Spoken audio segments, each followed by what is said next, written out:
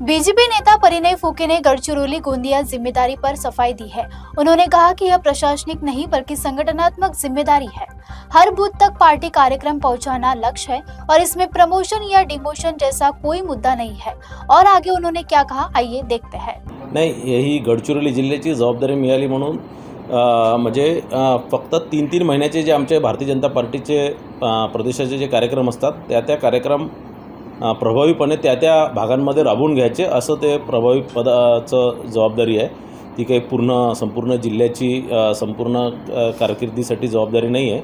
आणि आता SIR असणार किंवा 14 एप्रिलचा कार्यक्रम प्रत्येक बूथवर साजरा झाला पाहिजे हा विषय असणार, किंवा 26 एप्रिलचा माननीय मोदीजींचा मन की बातचा कार्यक्रम असणार। हे प्रत्येक बूथवर राबवण्याच्या संदर्भातला कार्यक्रम प्रदेश भारतीय जनता पार्टीकडून आलेला आहे आणि तो गडचिरोली आणि गोंदिया जिल्ह्यामध्ये प्रत्येक बूथवर राबवून घ्यायचा आहे आणि म्हणून त्याची जबाबदारी मला देण्यात आलेली आहे। ते निश्चितच मी उद्या या संदर्भात गडचिरोलीला जाणार आणि परवा गोंदियाला या संदर्भात बैठक आहे आणि या बैठकीत हा कार्यक्रम, हे सगळे कार्यक्रम बूथपर्यंत पोहोचवण्याचं काम आम्ही करणार आहे।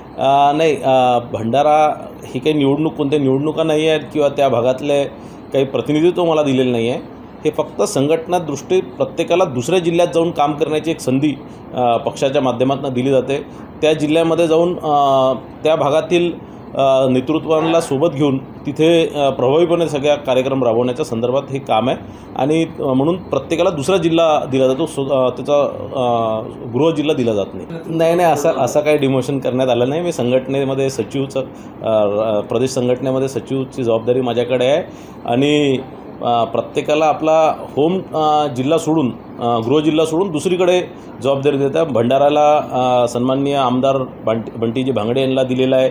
प्रत्येक जिल्ह्यात वेगवेगळ्या भागातील नेत्यांना, वेगवेगळ्या जिल्ह्यातील नेत्यांना तिथे जबाबदारी दिली आहे।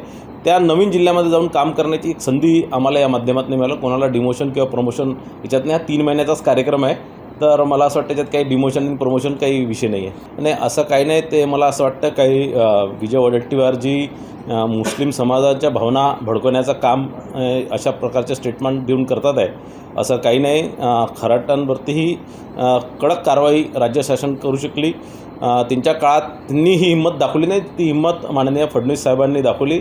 इतक्या मोठ्या एका भोंदूबाबाला बेड्या टाकणं आणि जेलमध्ये टाकणं हे फार हिमतीचं काम आहे आणि असे जितके भोंदूबाबा आहेत ज्यांच्या तक्रारी राज्य शासनाकडे येतील त्या सगळ्यांवर या प्रकारच्या याच्यापेक्षाही कडक कारवाई केल्या जाणार।